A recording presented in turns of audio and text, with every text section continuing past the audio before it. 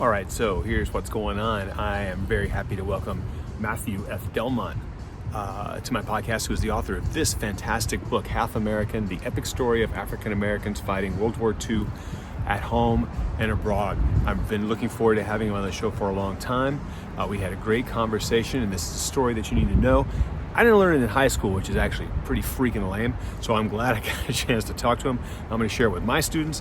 You should share it with your students, and anybody else that you think would benefit from understanding this story.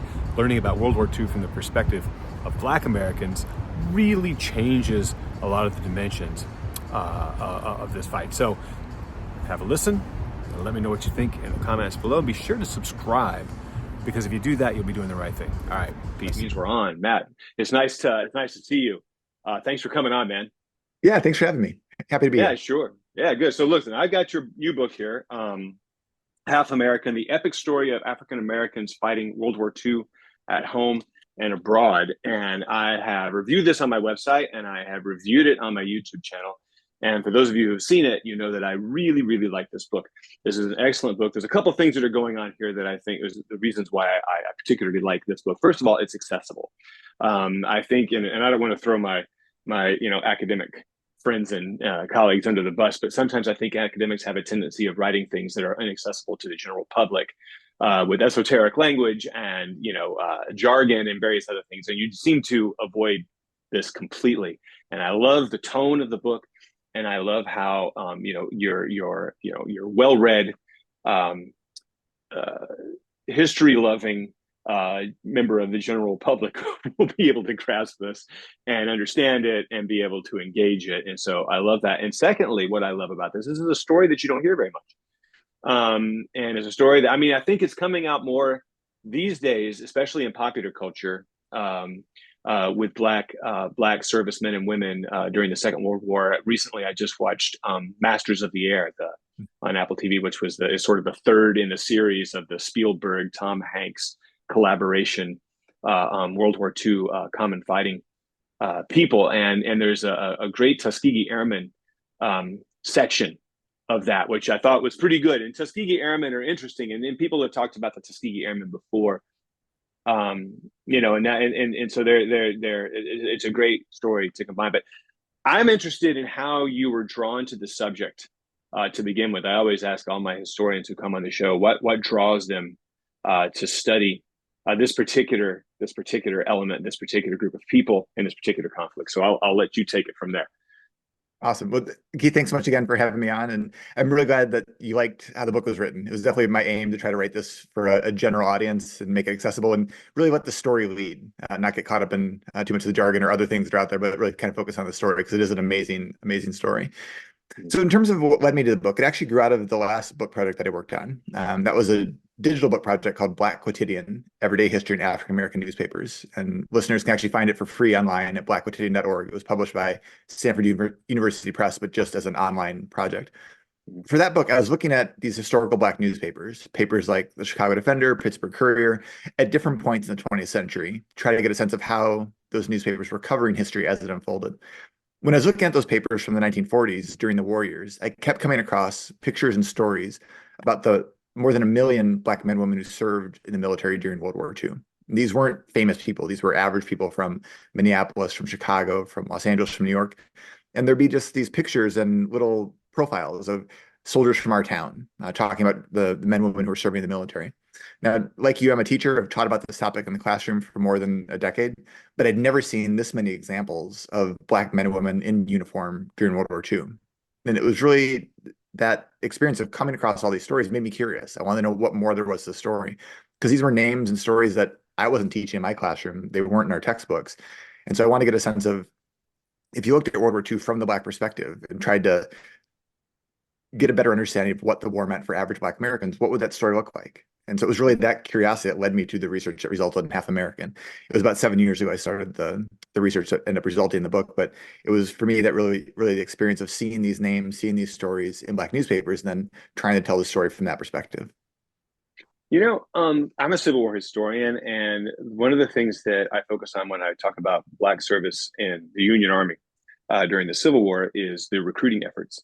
And Frederick Douglass, in particular, the very famous speech that he made, where he's speaking to potential black recruits, and he's saying, "Listen, if you," and I'm paraphrasing, of course, but if you join the Union cause and fight under the American flag, what you are doing essentially is fighting for your own citizenship rights, and of course for freedom. But you're fighting for your own citizenship rights. And he says something along the lines of, if you put the eagle on your button and bullets in your pocket and a musket in your hand and that kind of thing, then there's no nation in the world that can deny you the citizenship rights of that country. Now, here we are, many decades later, generations later, Black people are still dealing with the realities of Jim Crow segregation, second-class citizenship at best, and that not just in the South, but all across the country. And yet, it's always seems surprising to me that so many of these men and women would voluntarily enlist their services in a country for a country to support a country that treats them in this particular way, where they're dealing with systemic racism across the board, written into legislation at the state level, supported by the Supreme Court. For some time. Why is it that Black people would be so willing to voluntarily risk their lives for a nation that doesn't afford them the respect of just an ordinary citizen? It's a great question. It's one I get from my students in the classroom all the time. I think the most easy answer is, in part, it was patriotism, a desire to help defend the country, fight for the country. In part, it was opportunity. Military service provided a paycheck, provided access to job training that could be beneficial after the war. And then once the draft starts, part of it is you get drafted, you have to go. There were some who refused service and actually had to serve time in prison because of it. But that was, I think, the third reason, is that if you get drafted, by and large, people were going to serve. But that kind of larger question you're pointing to, part of what I think is powerful about the experience of Black Americans in World War II is the fact that so many do choose to fight is profound, that they choose to fight at a time that they're not being treated as equal citizens. The title of the book actually comes from a letter written by a man named James G. Thompson. James Thompson was a 26-year-old in Wichita, Kansas. And in late December 1941, he writes this amazing letter to the Pittsburgh Courier. This is after the bombing of Pearl Harbor, when he knows that he and other Black Americans are about to be drafted into a segregated military. Thompson's letter asks a series of very pressing and pointed questions. He asked in part, should I sacrifice my life to live half American? Is the America I know worth defending? And that phrase, should I sacrifice my life to live half American, it really stuck with me. It's why I chose Half American as the title of the book. What Thompson's asking is, what does it mean to be asked to fight for, potentially die for a country that treats you as a second-class citizen? The famous historian Stephen Ambrose has said that the great irony of World War II is that you had the world's largest democracy fighting against the world's worst racist, Adolf Hitler, with a segregated army. Men and women like James Thompson recognized that irony at the time. That didn't take historians like myself to come along decades later to point out the hypocrisy. They felt that hypocrisy viscerally in their day-to-day lives. The Pittsburgh Courier used Thompson's letter to launch the Double Victory campaign that became the rallying cry for Black Americans during the war. Black Americans understood themselves to be fighting for both victory over fascism abroad, but also victory over racism at home. And what I argue in the book is part of why that argument for double victory resonates so powerfully is that it was a new way of framing what was actually a very old idea. As you just said, Frederick Douglass and others were using very similar rhetoric during the Civil War to say, if we fight for our country here, fight for freedom against the South, that should lead to greater equality after the war. During World War I, W. Du Bois makes a similar argument about closing ranks to fight for the country, and that'll produce more freedom on the other side. In both those cases, we know that the result after the war actually led to worse conditions for Black Americans in many cases. But still, in the lead up to World War II, the hope was that this situation has to be different. The scale of the war is different. The pent up demands, the raging demands for civil rights and freedom were so much more prominent at that point that the feeling across Black America was this time has to be different. That's part of what motivated the Double Victory campaign to resonate nationally in the way that it did. Let's talk about that Double V campaign. That's something that I find extraordinarily interesting. It's something that I didn't learn about in high school myself, really. And this is back in the 80s. Now, I'm sure these days things have changed significantly, but back in the 80s, my history teacher didn't teach me about the Double V campaign. And I find it was a big gap in my history education at that level. But I mean, this feeds, I think, a lot into the broader civil rights movement that's been going on. We often think of the civil rights movement as the direct action stuff in Montgomery, for example, Selma, for example, in the 1950s. But the broader civil rights movement extends way before that.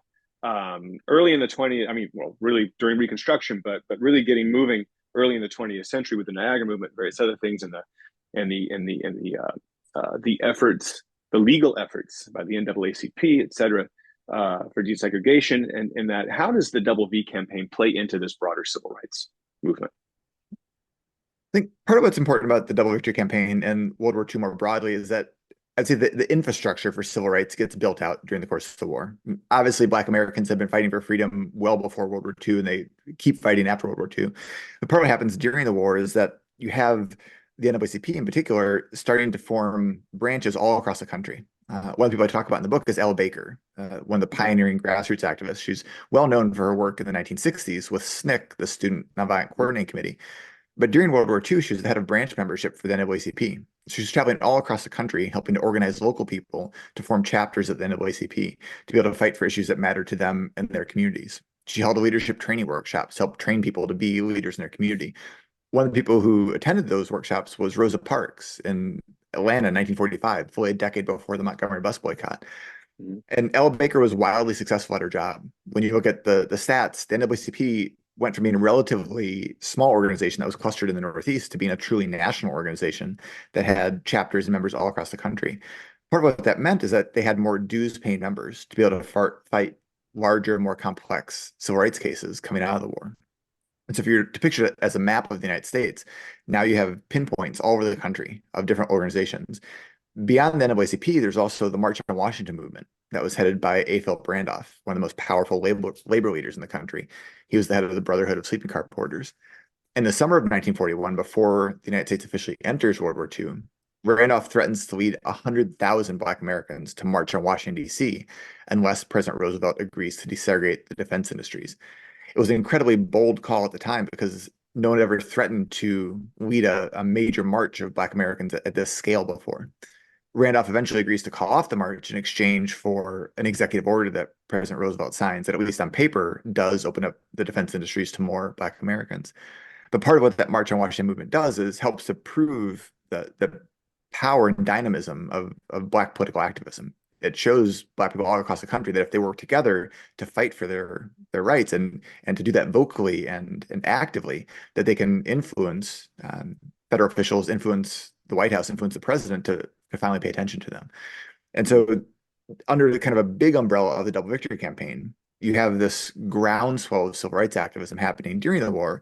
At the same time, you have Black Americans doing everything they can to help win the war abroad. Those stories then meet at the end of the war because you have that whole generation of Black veterans that comes back, and many of them become civil rights leaders in their own communities. And the Black veterans have access to some of the benefits of the GI Bill that we know about? Not as widely as they should have. The GI Bill, for listeners who aren't familiar with it, is one of the most important pieces of legislation in the 20th century. It's what enables a whole generation of white veterans to be able to move into the middle class, provides access to low interest farm mortgages, access to college tuition benefits, access to loans to be able to start businesses. It truly does make homeownership a national norm, makes going to college much more accessible than it had been to previous generations. It really lifts the boats of all white veterans. By and large, Black veterans were not able to access those benefits in the same way that white veterans were. And that discrimination was by design. As that legislation is being drafted, it goes through committees that are dominated by white segregationist Southern politicians. And they make sure that those benefits are going to be distributed at the state and local level rather than at the federal level. And everyone in 1945 knows what that means. It means that you're going to defer to the policies and prejudices of the different states. And that's what happens. When you look at the stats in the late 1940s, 1950s, Black veterans have an incredibly hard time getting access to those GI Bill benefits, to be able to get mortgages, to be able to attend college. And it's both in the South and the North as well. There's actually a group of economists at Brandeis University that have tried to calculate what the long-term impact of that discrimination is. And what they found is there's about a $100,000 gap between what an average white veteran from World War II is able to get from those GI Bill benefits and what an average Black veteran was able to get. And the last point I make on this, though, is that there were a number of Black veterans who were able to access the GI Bill. There were thousands. And so it's not the case that no one is able to get it. But I think what we can learn from that story is that the Black veterans who were able to access their GI Bill benefits did amazing things. They became lawyers and doctors and architects and engineers. And so part of the argument I would make is that it was really an opportunity cost to the nation, that if the GI Bill hadn't had this discrimination written into it, we would have had a much larger generation of Black professionals that came out of World War II, because those who were able to access the benefits did amazing things in the years afterwards. And would you think then that, leading off of that question, would you think that when we start talking about the legacy of racial segregation in the first half of the 20th century and the inability for many Black Americans to establish a baseline of wealth and ownership and various other things, that sets them at a great disadvantage when we move into the later 20th century, when we start seeing those numbers, those disproportionate numbers of accumulated wealth for white middle class and accumulated wealth for Black families, even in the lower end of the middle class range, the numbers are a pretty significant gap between that. So had the GI Bill actually applied across the board, then perhaps we wouldn't see those great disproportionate numbers. And so, if you talk about systemic racism, and a lot of people make the argument that, look, there's no legislation on the books now that says anything about systemic racism, and they're right, there isn't. But if you look, 70, 80 years into the past, and you see those things, and you start to go, well, we have to look at the legacy of this more than we have to look at the actual functioning of the legislative process today, but look at the, from 100 years ago and see how this stuff is written in, and then we can start to better understand the disproportionate numbers. I think that's absolutely right. I mean, if you look at the racial wealth gap we have in our country today, a large portion of that can be traced back to the discrimination that was in the GI Bill. One of the main drivers of wealth for most families is home ownership, or being able to go to college and the kind of occupations that provides you access to. Just think about home ownership. For those veterans who came back in 1945, 46, 47, if you're able to buy a home and then watch that home accrue in value and be able to pass on either the home or the value you get from the home to the next generation, that gives your children the ability to invest that in a business, in their own home, or just to save it and have that be able to generate interest. That starts to accrue and to build and expand over time. And so I think the question is, if your grandparents or great-grandparents were able to buy a home in those years after World War II, and was that enabled by the GI Bill? If it was, there's a good chance that helped to provide a really important foundation for one's family to be able to enter into middle class or above.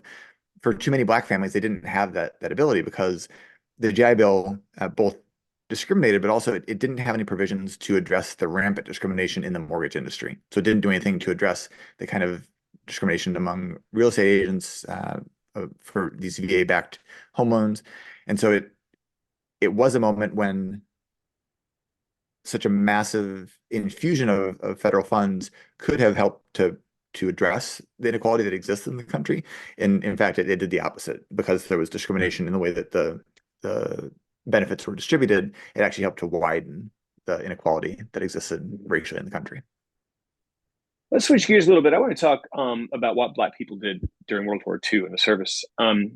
I think it's fairly well known that it was a discriminated army, a segregated army, excuse me, up until 1948 when President Truman desegregated the military. But World War II, Black servicemen in combat fought in segregated units commanded primarily by white officers, but I know there were some Black officers, at least the company grade level, during World War II. And I know that they weren't assigned more technical roles. For example, pilots or tankers or anybody that would operate sophisticated equipment. Was it the standard of the U.S. government to make the assumption, and this is true of the Civil War too, and so I draw a lot of this from my own experience, but is this in the Civil War studies, but is it true that in the 1930s and 40s, building a modern military, that the assumption is that Black people didn't have the intellectual capacity to operate sophisticated machinery like airplanes and tanks and sophisticated weapons? So would you say that that's still the assumption in the 20th century?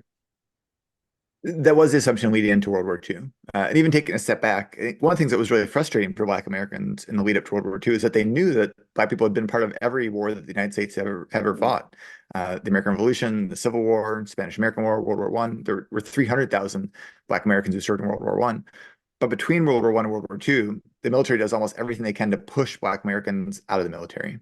And part of it is based on these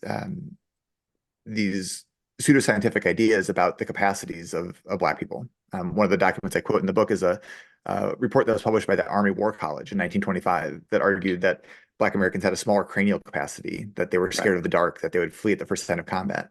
And so this isn't just sort of isolated ramblings of some some crank. This is the official doctrine of the Army. This is what was taught to officers at West Point, or officer candidates at West Point.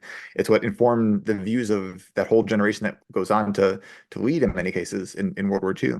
And so unfortunately, it was the position of the military that Black Americans didn't have the same capacities and capabilities to be able to serve their country. What that meant is they generally blocked them from combat positions, and it meant that they blocked them from advanced technical positions. So by and large, they were in supply and logistical roles, in the more dirty jobs that one would have to do, digging trenches, burial units. In the Navy, they're only assigned to be mess attendants. And again, if we take a step back, that sort of first point that the military was racially segregated during World War II, it took me a long time to really kind of process this, because I've shared that observation to students in the classroom, shared that fact to students in the classroom for a number of years. But when you actually stop to think about it, there was no strategic or tactical reason for the military to be racially segregated during World War II. In fact, it was the opposite. It was wasteful, it was redundant. It meant that they had to do everything in duplicate. It was literally someone's job to make sure that these units maintained segregation in latrines and dining facilities and recreation facilities, in troop transport. It meant that the Army was turning away Black Americans who had advanced degrees from Harvard, from MIT, who had advanced language skills, who had technical capabilities that could have helped America win the war. It was really only racial prejudice that led the military to maintain the kind of segregation they did throughout World War II. And so it is a real, I think, testament to the resolve of the Black soldiers, sailors, Marines that served in the war, that despite all of this animosity and all of this wrong-headed thinking about what they could do, they still took the positions they were assigned and did everything they could to help America win the war. It's confounding to me. I mean, you just brought this up, and I've experienced the same thing when I'm reading this. It's confounding to me that why the government or anybody really would go to the lengths that they did to maintain segregation when it's the most inefficient system. When you think about trying to win a war, to make it as inefficient as possible, it seems like the exact opposite of what you should be doing, right? To have to maintain segregated mess halls, maintain segregated latrines and officers' quarters and barracks and blah, blah, blah, blah, blah, blah, blah, blah. It just seems like so incredibly inefficient and wasteful. And so that's always been confounding, and it confounds my students too, who are, teenagers who grew up in the 21st century, and this doesn't really ever occur to them that this was the reality not all that long ago. I mean, there's plenty of people that are still alive that had to deal with this reality as their day to day. And so it doesn't really occur to them, and they seem so confused. They always ask me the question. It's like, why would they go to the trouble? And I say, well, you just really don't then maybe not understand just how deeply entrenched the ideas of the early first half, at least, and then of course beyond that, but the first half of the 20th century, especially, how deeply ingrained those ideas are, how important it was to maintain the system. And that still, it doesn't compute. And I guess maybe that's it's good that it doesn't compute, because they won't repeat it. But that's always yeah. I think it's exactly right. I think that's what. So my hope for the book is that not only does it give us a whole different number of stories and units and battles to be able to pay attention to, and civil rights protests on the home front, a new way of understanding that aspect of African American history, but I hope it also leads the readers to rethink some of the foundational assumptions that we have about World War II. That when you view the war from the Black perspective, a lot of things change. One of my favorite quotes in the book is from Roy Wilkins, who was one of the leaders in the NAACP, and he said, "White Americans would rather lose the war than give up the luxury of race prejudice." And it's hard to find the lie in that, because military segregation was inefficient. The American military was less efficient, less effective. It cost people lives because they maintained segregation. And this was recognized at the time among Black critics, at least. They kept saying, this is, for lack of a better word, this is dumb. Like, this is a terrible way to take advantage of the patriotism and the manpower, the person power of your citizens, right? That we can help win this war faster. We can save the lives of our countrymen if you allow us to participate in a full and equal way. Another example from the book is the series of labor strikes that happened at the war industries later in the war, particularly in 43 and 44. So I think one of the misconceptions we often have about World War II is that it was a time of great national unity, that people came together as Americans and understood their common cause to fight the war. And the reality is, when you look at the evidence, it absolutely was not. There were racial conflicts all across the country, in big cities and small towns, on military bases, including in a lot of these defense industries. There are a number of examples that provide in the book of white workers walking off the job, going on wildcat strikes, for days and sometimes weeks at a time just because a dozen Black workers got promoted or because they integrated the bathroom facilities at a different plant. And again, what Black editors, civil rights activists said is, these white workers are willing to produce fewer tanks, fewer trucks, fewer bombs. They're going to help our troops win the war. They would rather give up that war production than use the same toilet as a Black person. Right? And when you actually sort of sit with that observation and think about what were people actually fighting for, one of the realities that a lot of white Americans saw the maintenance of racial hierarchy as a goal that was equally important to winning the war, or in some cases more important. They're willing to sacrifice doing what it would take to win the war in order to maintain their place in the racial hierarchy. Do you think that there's I talk a lot about American exceptionalism in my classes, and I take it all the way back to the founding and talk about American exceptionalism in these sort of differing visions of what that actually means. And I know I'm getting a little bit off topic now, but contextually, I think that it works. And there is an idea that's embedded with at least one of the visions, and there's multiple visions of American exceptionalism, but this idea that a racial hierarchy is part of a person's birthright as an American citizen to maintain this, and that it is not conflicting with American exceptionalism at all. When American exceptionalism involves the principles such as the equality of man, individual liberty, all these kinds of things, but you limit, a lot of people limited the group of people to whom those ideas applied, and therefore, in a sort of weird, convoluted logic, but therefore the maintenance of first slavery and then racial segregation, racial hierarchy. Those things were not contradictory at all to the ideas of American exceptionalism. Do you think that that's true well into the 20th century? I think that's right. I think World War II provides an example of that. I think that's what makes it so powerful. Again, going back to the Double Victory campaign, Black Americans were absolutely committed to helping to win the war militarily, but they recognized that wasn't enough. It wasn't enough to defeat Hitler and the Nazis abroad and then come home to a very similar version of white supremacy and racial discrimination here in the United States.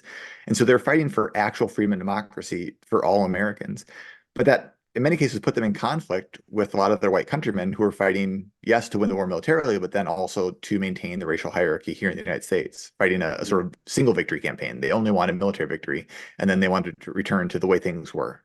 That was one of the common refrains for a lot of white people during World War II, is when they did the public polling or would ask veterans, like, what are you fighting for? Like, we're fighting for the way America used to be, right? Those are two separate and almost irreconcilable visions for America, because the way America was in 1938, 1939, 1940 was rampant racial segregation, discrimination, in some cases lynching to keep Black people in their place. That was the exact opposite of what Black veterans wanted. They didn't want to go back to that same kind of America that treated them as half American. They wanted a new version of the country to come to the foreground. And so I think this history of World War II does open up those questions about American exceptionalism and really what kind of country was it that veterans were coming back to live in? What did they understand themselves to be actually fighting for? Let's talk about the supportive roles. You make an interesting argument, and this is something that we don't often focus on when we look at World War II. We look at combat units overseas in both Europe and the Pacific.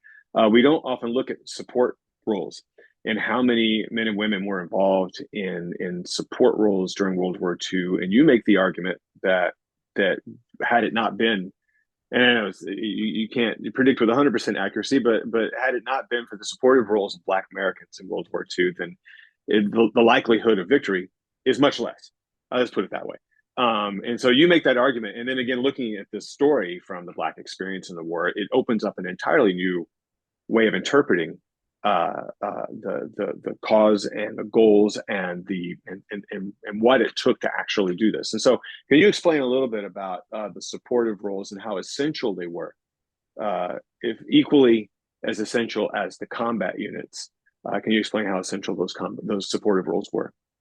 Absolutely, and it's an argument that I didn't anticipate making when I started the book. I didn't think this was going to be one of the key pieces that I wanted to argue, but after I spent some time sitting with the evidence and sitting with what it meant for all of these Black troops to be in these supply and logistical roles, and reading some of the military documents, it became more clear. And so the argument, in short, is that logistics are an extraordinarily important part of the war, of any war. but particularly World War II, a war on this kind of global scale, that it wasn't just a battle of strategy and will, it was a battle of supply. When you understand it from that perspective, the really vital role that Black troops played becomes all the more important. I think the best example probably is if you think about D-Day. Most Americans are familiar with the D-Day invasions of June 6th, 1944. D-Day obviously just stood for Day of the Invasion. There was still D-Day +1, D-Day +2, and it was really the weeks and months after June 6th that turned the tide of the war for the Allies. There were about 2,000 Black Americans that were part of the D-Day invasion itself on June 6th, but there were tens of thousands that were part of the supply effort in the weeks after June 6th. One of the groups I write about in the book is a group called the Red Ball Express, a truck convoy that was driven primarily by Black truck drivers. They're the ones who helped to move supplies from the beaches in Normandy and the port in Cherbourg across France and eventually into Germany. They moved 400,000 tons of ammunition, food, and fuel in those weeks and months after D-Day. And so quite literally, almost everything that moves to the front passes through the hands of at least one Black American. Back across the channel, the port of Southampton, one of the busiest ports in the world at the time, almost everyone working there among American troops are Black troops as well. They're the ones who are loading the cargo on these ships that then gets transported across the channel. And so if you look at just the sort of D-Day and the weeks after it from that perspective, every member of the military had to play their own part. And so this argument takes nothing away from the bravery and sacrifices of combat soldiers. But the reality is combat soldiers need bullets. They need grenades. They need oil and gasoline for their vehicles. They need boots. There's so many supplies that any military needs. And that without that, it grounds to a halt. And Black troops were the lifeline. They were the backbone of the Allies' supply effort. And so that's why one of the arguments I make in the book is that without these Black supply troops, America and the Allies could not have won the war in the way that they did, and certainly not in the time frame that they did. And part of what makes me feel more comfortable making the argument is that it was recognized at the time. Black newspapers had a number of war correspondents that were embedded with the Black units. And what's nice about using those as sources is they give you a different perspective on what the most important stories from the war were. So there was a reporter named Ollie Stewart that was embedded with some of these units, and he talked about what he called the miracle of supply and how it didn't get a lot of press. It wasn't a sexy story, but these supply troops were the ones that were moving supplies most efficiently and most successfully. And that among the military personnel, the officers, the generals, they recognized the importance of supply. They're the ones that understood that you have to win a war, you have to do it in this way. And so it ends up being in the book, it felt to me like a very nerdy military history argument, because at one point I'm talking about how many horses versus trucks the German military had. We sometimes talk about the blitzkrieg with the German military and how they're so effective at lightning warfare. But by 1944, once the French railway system is in ruins, the Germans actually have more horses than they do trucks, so they can't move their supplies with the same kind of efficiency that the Americans can. And so each of those parts of the story, I think, is a building block that helps us understand, okay, wait a minute, World War II wasn't just combat, it wasn't just people storming beaches, but it was this massive logistical effort to get supplies where they needed to be. And that logistical effort would not have been possible without Black troops. Do you think the soldiers that you mentioned, war correspondents, and I'm very interested in these guys too, the units that did get into combat, and there are a number of exceptions to the general rule, and I think, like when I study the USCT in the Civil War, there's they essentially function the same way and do the same job as white troops. There's some demonstrate great bravery, some run away, some fight well, some don't, some win, some lose, and that they're very typical in that regard. So the Black soldiers that do get into combat, would you say that they're typical, one, and B, would you say that the reports of Black units that are in combat, do they reach the mainstream press? I suspect that they reach the Black press pretty clearly, but do they reach the mainstream press in the same sort of ways? And is that in any way kind of allowing the rest of white America, which is the United States is, I'd say, roughly 90% white in the 1940s, would that allow the rest of white America to begin to change their perceptions of Blacks in combat? So the second part of the question first. Yes, these Black combat troops definitely showed up in Black newspapers, which I guess is obvious, but they were well represented there, and powerfully so. I think for Black newspapers, they understood how much these Black troops were fighting for. In white newspapers, unfortunately, they didn't show up with great frequency unless something went wrong. And so there was a flare-up around the Tuskegee Airmen initially, where one of the first commanders said, after they had their first combat experience, that these black pilots didn't have what it takes to be able to be effective combat pilots, that they didn't react quickly enough.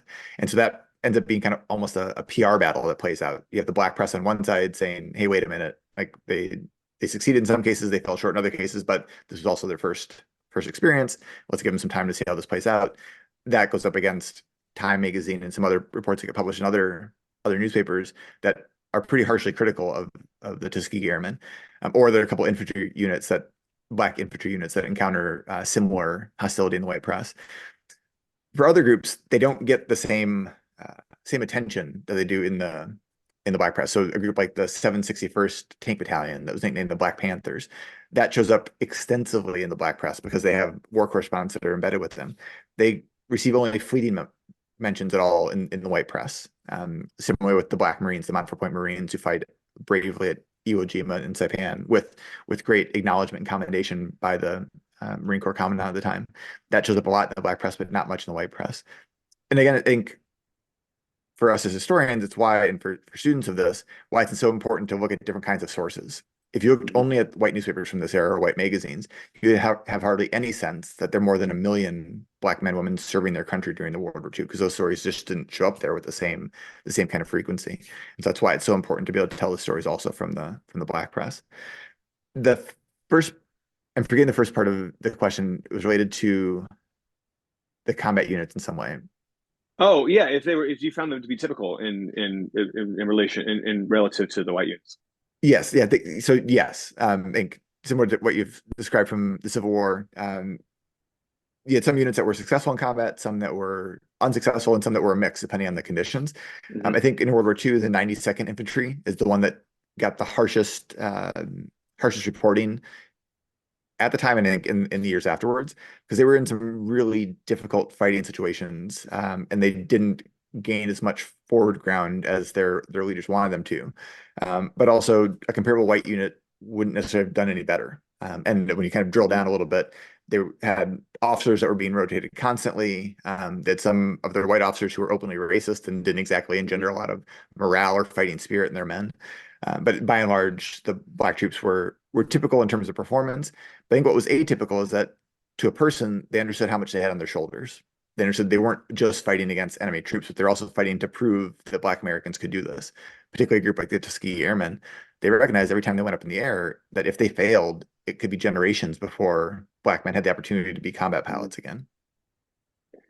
All of this leads me to my last question I wanted to ask you. We talk about the infrequency of their appearance in the press, and then of course because of that, if you don't look at all the sources, like you said, it's important to look at the black stories, black experiences of war, so you can get a more comprehensive understanding of war and Americans' involvement in it. But like I was telling you earlier on, I mean, I didn't learn any of this stuff in high school. And if you looked to the press, Time, Life magazine, for example, the New York Times, for example, and you don't see these guys in there, you would come away with the idea that black people didn't have as much involvement. So that brings me to the popular memory question, which is the question I always like to ask, because that's kind of my niche field, this understanding after the fact of the contributions and whether blacks demonstrated patriotism during this period or what have you. I feel that only recently, and I mean this in the last generation, really, that popular culture has turned their lens onto the black experience in the war. I know Spike Lee made a movie about it. I know there's been some various other things about black soldiers in World War II. This recent thing that we were talking about, Masters of the Air, that has an episode. There's been a few other things that have dealt with black soldiers and sailors in some regards. What are your thoughts about popular memory and how we understand World War II now that we're 2-3 generations after the fact? I think your general sense is right. I haven't studied the more recent media in detail, but just anecdotally, I feel like there have been many more documentaries and good books about the Tuskegee Airmen, about the 761st Black Panther Tank Battalion I mentioned, about the Mount 4-Point Marines, about the largest women's unit that served, the 6th Central Postal Direct Battalion. I think there's a movie in the works about them, all of which I'm encouraged by. I think each one of those is an important part of the story. And I'm of the perspective that the more history we have, the better, that we need more of these different perspectives in different media formats as well to give different people opportunities to engage with it.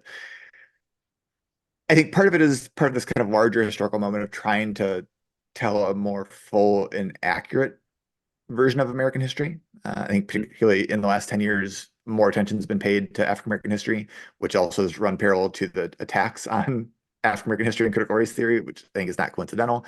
But I think Mhm. on the encouraging side, there have been more good faith efforts to tell American history from broad and multiracial perspectives. I think for me, the thing that really strikes me, having done the research in the book, is how long that trajectory is. That in those years after World War II, Black veterans and their families obviously know what they've done to help win the war, but they come back to such hostility in the United States and such obvious efforts to write them out of the story that they feel like their stories aren't worth sharing. They not only have experienced the same traumas of war that white veterans have, but they come back to experience literal attacks on Black veterans, in some cases because they're wearing their uniforms, that they certainly aren't regarded as the greatest generation at that time. They're not treated in that Mhm. way. They're not welcomed back as heroes. And that means that they don't tell their stories. I've talked to a number of people who are our age who've they had grandparents or uncles or fathers, Black fathers who served in the war, who never told their stories about World War II because they didn't feel like they were stories that were worth telling. They were made to almost feel ashamed of their military service. Part of what happens is you have groups of veterans, Black veterans, who come together and start holding help start having reunions and start telling their own stories. So the Tuskegee Airmen first started meeting in 1970 in a Detroit home to Mhm. start holding their first reunions and eventually start to hold larger national reunions. And so a lot of the popular media that we have today, I think, owes a debt to those veterans being willing to tell their own stories and refusing to be silenced and forgotten. I think for us as historians, the part of our I think part of our obligation is to give voice to those stories as much as possible and make sure that they reach as many different audiences as possible. Because the more that we can put those stories in the foreground, I think we get a much clearer, more nuanced, and more honest understanding of what World War II is actually about.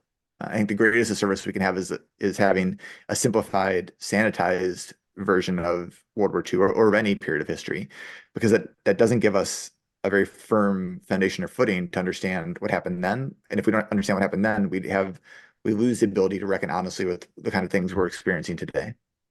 Yeah, this is the advice I give to my students all the time: is that you have to have a comprehensive take on this stuff. And if there are things that are unsavory in American history, fine, you need to understand those. You need to understand everything about American history. And I do believe that there are critics who would say that emphasizing the Black experience in World War II detracts from the broader story of World War II because it's a smaller group of people and the population is roughly around 10%. And the larger populations where what we should be emphasizing, and so you're taking away from that.